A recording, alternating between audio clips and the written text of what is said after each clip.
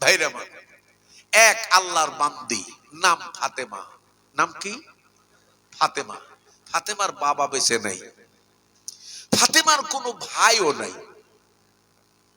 এই ফাতেমার মা আছে, মা বড্ড অসুস্থ, কোনো কাজ করতে পারে না। মা সারাদিন বিছানায় শুয়ে থাকে আর আল্লাহর যতটুকু ইবাদত পারে করে। ফাতেমা কোরআনের হাফেজা। কিসের হাফেজা? জনগণ কিসের হাফেজা? কোরআনের হাফেজা। এই কোরআনের হাফেজা চিন্তা করলো, ইয়া আল্লাহ, আমি তো তোমার কোরআনের হাফেজা, আমার বাবা নাই, আমার কোনো ভাই নাই, ইনকাম করার কেউ নাই, আমার গর্ভধারিণীর মা বড় অসুস্থ। আমি যদি এই মার মুখের দিকে না তাকাই তাহলে আমার মা ঔষধ পাবে না, আমার মা খেতে পাবে না, আমার মা কষ্ট পাবে। ও মাবুদ, তোমার কোরআন যেহেতু আমার সিনাই, তুমি আমাকে সাহায্য করো, আমাকে সহযোগিতা করো, আমি যেন কামাই করে আমার মার সেবা করতে পারি এবং তোমার কোরআনের আইন অনুযায়ী আমি চলতে পারি। এই ফাতেমা বোরকা পরিধানকৃত অবস্থায় তিনি জঙ্গলে চলে যায়। জঙ্গলে গাছ আল্লাহ তৈরি করেছে না মানুষ লাগাইছে? জনগণ কে বনেছে? আপনাদের পাশে সুন্দরবন আছে, যে দেখেন এই সুন্দরবনে নানা রকমের গাছ আল্লাহ পাক তৈরি করেছেন। সেখান থেকে পাতা কাটেন, সেখান থেকে মধু নেন, সেখান থেকে আপনারা গাছ কেটে আনেন। সরকার সেটাকে নিয়ন্ত্রণ করে, তারপরেও গাছ চুরি হয় না হয় না? হয়। এখন এই গাছগুলা কেটে ছোট ছোট লাকড়ি বানিয়ে ফাতেমা প্রতিদিন বাজারে যায়, লাকড়ি বিক্রি করে। লাকড়ি মানে বোঝেন তো? খড়ি, খড়ি জ্বালানি। বাজারে বিক্রি দিয়ে যা ইনকাম হয়, এই ইনকামকৃত অর্থ দিয়ে কিছু খাবার কেনে আর কিছু মায়ের ঔষধ কেনে। বাড়িতে আসে, মাকে খানা বানায় মাকে খাওয়ায়, ওষুধ খাওয়ায়, মার সেবা করে মাকে ঘুমিয়ে দেয়। এইভাবে এই ফাতেমা ছিল পরমা সুন্দরী, আরেক দিক থেকে পরম ধার্মিকা, আরেক দিক ছিল অত্যন্ত পর্দাশীলা। আমাদের দেশে তো মাশাআল্লাহ মেয়েরা খুব ভালোই পর্দা করে, নাকি করে? জোরে কর, পর্দা করে। পর্দা কি বলেন? পর্দা করে না ভাইরে আমার? যাই হোক, এগুলা কথা পরে বলবো। আসুন এবার ফাতেমা বুরকা পরিহিত অবস্থায়, হেজাব পরিহিত অবস্থায় জঙ্গলের কাঠ কেটে কষ্ট করে মাথায় করে আনে। কিন্তু এই মেয়েটার প্রতি লোলুপ দৃষ্টি পড়ে এক বড় লোকের একমাত্র সন্তান। কি দৃষ্টি? যখন কি দৃষ্টি? লোলুপ দৃষ্টি। তার মানে দৃষ্টিটা খারাপ না ভালো? একটু জোরে আওয়াজে বলবেন। না বুঝতে হলে তো বুঝিয়ে দিতে হবে। কিছু দৃষ্টি আছে শুভ দৃষ্টি, আর কিছু দৃষ্টি আছে কুদৃষ্টি। আচ্ছা বলেন, কুদৃষ্টি ভালো না সুদৃষ্টি ভালো? আমার মা বোনরা কিন্তু বোঝে না। এক মায়ের পেটে বাচ্চা আছে, পেটটা মোটা, রাস্তা দিয়ে চলছে, হঠাৎ এক টুপিওয়ালা হুজুর, পীর সাহেব হুজুর অথবা একজন আলেম, একজন হাফেজ কোরআন, তার নজরটা পড়ে গেছে পেটের দিকে। এখন মেয়েটা বলছে, দেখছো মলবি হলে হবে কি, ওর চরিত্র ভালো না, কিরকম আমার দিকে তাকায়া দেখছে, দেখছো? আসলে কিন্তু উনি যে দেখছেন অন্য নজরে দেখছেন, ভালো নজরে দেখছেন। আল্লাহ পাকের কাছে বলছে, আল্লাহ এই মায়ের পেটে তুমি সন্তান দিয়েছো, এই সন্তানটাকে আল্লাহ সহি সালামতে এই মার সন্তান প্রসব করার সুযোগ দিও, এবং তার পেটের সন্তানটাকে একজন কোরআনের হাফেজা অথবা হাফেজ অথবা আলেম আলেমা আল্লাহ তুমি বানাই দিও। আচ্ছা বলুন তো, এই চিন্তা করাটা কি খারাপ? যখন পেট কি ঢেকে রাখা যাবে? যখন ঢেকে রাখা যাবে? আপনি ঢেকে রাখতে পারবেন না। তাহলে একজন ইমানদার লোকের চিন্তা, ইমানদার লোকের ভাবনা ভালো হয় না খারাপ হয়? আবার পরমা সুন্দরী এক মহিলা রাস্তা দিয়ে যাচ্ছে, এই দিকে একটা বখাটি সন্তান ছেলে তাকাচ্ছে আর বলছে, হ্যাঁ গেল একটা মাল। যখন কি গেল? কি গেল? মাল বানাইয়া দিল। এখানে ওর দৃষ্টিটা এবং ওর বক্তব্যটা আপনারা বলেন ওর চিন্তা কি কখনো ভালো হতে পারে? জনগণ পারে? পারে না। এখন এক ধনীর সন্তান লোলুপ দৃষ্টি দিয়ে এই মেয়েটার পরে চিন্তা করেছে যে কোনো মূল্যের বিনিময়ে একে আমি আমার তাপিত হৃদয় শীতল করব। তার মানে এই মেয়েকে আমি ভক্ষণ করব, এতে আমার কপালে যা থাকে তাই হবে। ভাইরে মা, মেয়েটা একদিন বাজারে গেল, দুদিন গেল, 3 দিন গেল, 4 দিন গেল। এই ছেলেটা প্রতিদিন বাজারে যায়, দূর থেকে দেখে কাঠ বিক্রি হয়, চলে আসে। একদিন এমন হতে পারে ব্যবসায় মন্দা, ব্যবসা হতে পারে নাও হতে পারে, এরকম হতে পারে কিনা, ব্যবসায় লাভ লস আছে কিনা। আল্লাহর বান্দে একদিন চলে গেছে বাজারে প্রতিদিনের মতো। সেই দিন বাজারে বসে আছে, সেই সকাল থেকে কাঠ বেচার জন্য, কিন্তু কোনো খরিদ্দার আসে না, কাঠও কেউ নেয় না। দেখতে দেখতে সূর্য পশ্চিম দিকে ডুবা ডুবা ভাব হয়ে গেছে। ঠিক এই মুহূর্তে এই যুবক ছেলে যে দাঁড়িয়ে গেছে। কি ব্যাপার ফাতেমা, তোমার কাঠ বিক্রি হলো না আজকে, আজকে কি করবে?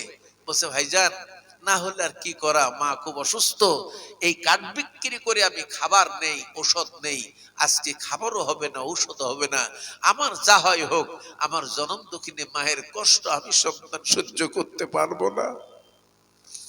আমার ভাইরা, যুবকটা তখন বললেন, তুমি যদি কিছু মনে না নাও, আমার কথা যদি তুমি শোনো, তাহলে তোমার মায়ের জানও বাঁচবে, তোমার মায়ের পেটে খানাও জোগাড় হবে, তুমিও এক মুঠো খেতে পাবে, তোমার সকল সমস্যার সমাধান হবে। বলো দেখি তুমি কি আমার কথা রাজি আছো মেনে নিতে? মেয়েটি বলল, ভাইজান বলুন কি বলতে চান? বলছে, আমি তোমার সমদয় কাঠ খরিদ করে নিলাম, কিন্তু আমি বড় লোকের ছেলে, আমি তো কাঠ নিজে টানতে পারবো না, আমার বাসা পর্যন্ত তোমাকে খড়িগুলো বহন করে দিতে হবে। এখন আল্লাহর বান্দি বলছেন, ঠিক আছে ভাই, আমি আপনার বাসায় পৌঁছে দেব। এবার ফাতেমা কাঠগুলি তার কাঁধের মধ্যে উঠিয়ে নিলেন। নেওয়ার পর ছেলেকে বলছেন, আপনি আগে যান, আমি আপনার পেছনে যাব।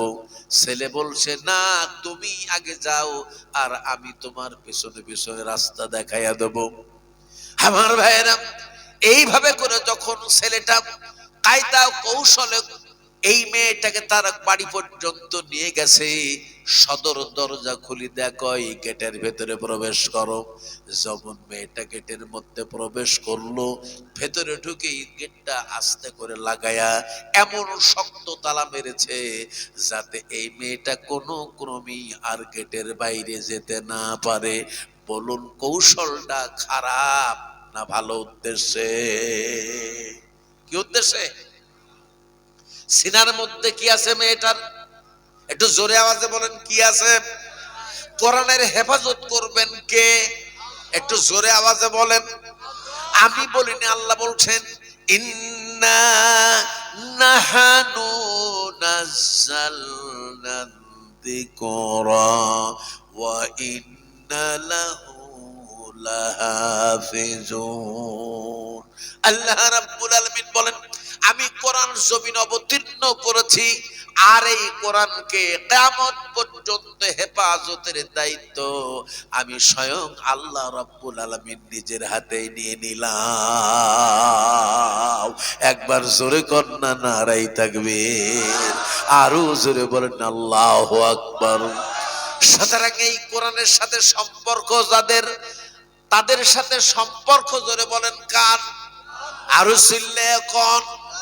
আমরা আল্লাহর সাথে সম্পর্ক করে ভালোবাসা নিয়ে যদি মুসলমান হয়ে এই জমিন থেকে বিদায় হয়ে আমরা যদি কবরের বাড়িতে যাই, তাহলে আমাদের জন্য আল্লাহর জান্নাত আছে না জাহান্নাম আছে?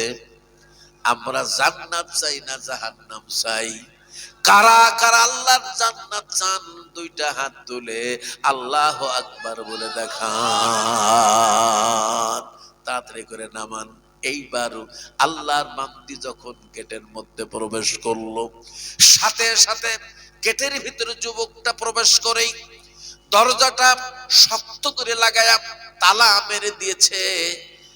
এবার ফাতিমার অন্তর একটা ভীতি কাজ করলো, আয় রব্বুল আলামিন, আমার ব্যাপার বুঝে আসলো না, কেন সদর গেটটা লাগিয়ে দিল?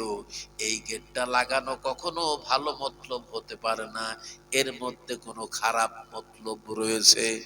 তখন সাথে সাথেই সাহায্য চাইবে কার কাছে? আল্লাহর মন্দির মাথায় কাট, মনে মনে বলছে, ইয়া আল্লাহ, আমার সিনাই তোমার পবিত্র কোরআন, তুমি অঙ্গীকার করেছো, ওয়াদা দিয়েছো, কিয়ামত পর্যন্ত এই কোরআনের হেফাজত তুমি করবে। আল্লাহ পাক, যেহেতু তোমার কোরআন আমার সিনাই, আমি তোমার জাতের কসম দিয়ে বললাম, আমি আমার জীবন দিয়ে দেব, তবু কোরআনের কোনো অমর্যাদা হতে দেব। আমার ভাইরা, আল্লাহ তোমার সাহায্য চাই। আবার আল্লাহর বান্দা যখন বিপদগ্রস্ত হবে, তখন বান্দা যখন আল্লাহর সাহায্য চাইবে, আমার আল্লাহ পাক আসমান থেকে জবাব দেন, নাসরুম, পড়ুন না, নাসরুম মিনাল্লাহি ওয়া ফাতুহুন কারীম। বান্দা যখন আমার সাহায্য চাইবা, আমার সাহায্য তোমাদের খুব নিকটেই পৌঁছায়া যাবে। যেমন আমার আল্লাহ সাহায্য করছেন প্যালেস্টাইনের মুসলমানদের, প্যালেস্টাইনের যোদ্ধাদের, আর মরতেছে ইসরায়েলের সমানে। জোরে কোন সুবহানাল্লাহ। এমন একদিন আসবে, মুসলমান যখন মার খেতে থাকে, মার খেতে খেতে খেতে মুসলমান যখন বিছানার জায়গা আর তার না থাকে, তখন মুসলমান সামনের দিকে আগাই আর আল্লাহর সাহায্য কামনা করে। আমার আল্লাহ বলছেন, বান্দা তোমরা আগাও, আমি তোমার পিছনে সাহায্য করব। আর আল্লাহর সাহায্য যদি নাজিল হয়ে যায়, বলুন তো তাদের সামনে টিকার ক্ষমতা আর কারো আছে নাকি? আছে? আমার ভাইরা, এইবার ফাতেমা সামনের দিকে আগাই, ঘরের দরজার সামনে যখন পৌঁছে গেল, যুবককে বলছেন, ভাইজান, আমি তো আপনার ঘরে, আপনার বাড়ির মধ্যে প্রবেশ করেছি, বলুন কাঠটা কোথায় রাখতে হবে? আমাকে টাকাটা দেন, বেলাতে চলে যাই, মায়ের ওষুধ কিনবো, খানা কিনবো, তাড়াতাড়ি করেন। এখন ছেলেটি বলতেছে, ফাতেমা, তোমাকে যখন ভিতরে একবার ঢুকাইয়া ফেলছি, আমার তাপিত হৃদয় শীতল না করা পর্যন্ত তোমাকে ছেড়ে দেব না। কাঠটা এখানে রাখো, আমি চাই তোমাকে সব কিছু দেব, আমার কাঠের প্রয়োজন নাই, আমার একমাত্র প্রয়োজন হলো তোমার সতীত্ব নষ্ট করব, কারণ আমি তোমাকে ভোগ করতে চাই। এবার ফাতেমা চিৎকার মেরে কয়, ভাইজান, আপনার সকল তাপিত হৃদয় শীতল করব যদি শরীয়তের বিধান আপনি মেনে নেন। আপনি যা চাইবেন আমি তাই মেনে নেব, তাই করব।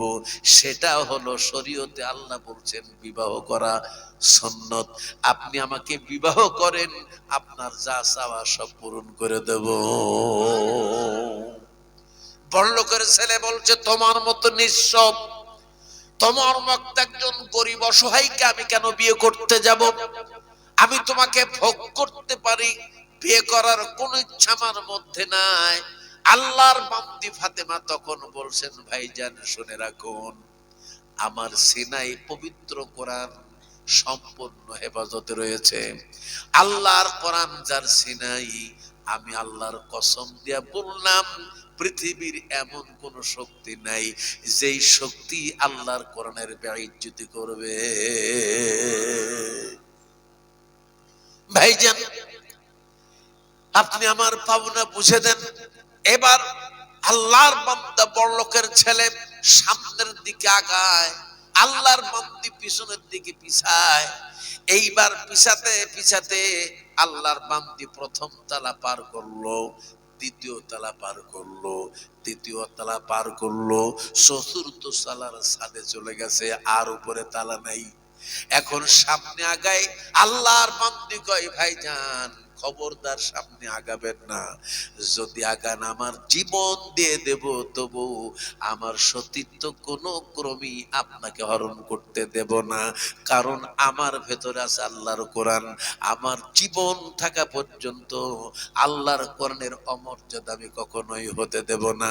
মেয়েটা সামনের দিকে আগায় আর মেয়েটা পাশনের দিকে পিছায় আর ছেলেটা সামনের দিকে আগায়। এইভাবে করতে করতে নিষেধ না মেনে যখন ছাদের কন্যার উপর কান্নার ছাদের কিনারার উপর দাঁড়িয়ে গেছে, এখন মেয়েটা নিচের দিকে তাকায় আর সামনের দিকে তাকাই। এবার বলছেন ভাইজান, আল্লাহর কোরআনের বেইজ্জতি আমি হতে দেব না, সামনে আর আগাবেন না। যদি আপনি আগান আমি কিন্তু ছাদ দিকে লাফ দেব, আমি জীবন দেব, তবু আপনার হাতে ধরা দেব না। এইবার আল্লাহর বান্দির দিকে যখন আগায়া গেছে, এমন সময় মেয়েটা ছাদ থেকে লাফ দিয়েছে। এক নম্বর মেয়েটা সাততলার ছাদের কন্যারে দাঁড়ায়া কার্নিশের উপর দাঁড়ায়া সিনার ভিতরে আল্লাহর কোরআন। এখন এই মেয়েটা যদি চারতলা থেকে পড়ে যায়, মেয়েটা বাঁচবে না মরবে? যখন কি হবে? ওই মেয়েটা বাঁচার কোনো কথা নাই, কিন্তু ওই যুবকও মেয়েটাকে ছাড়বে না এবং মেয়েটাও যুবককে দেবে না।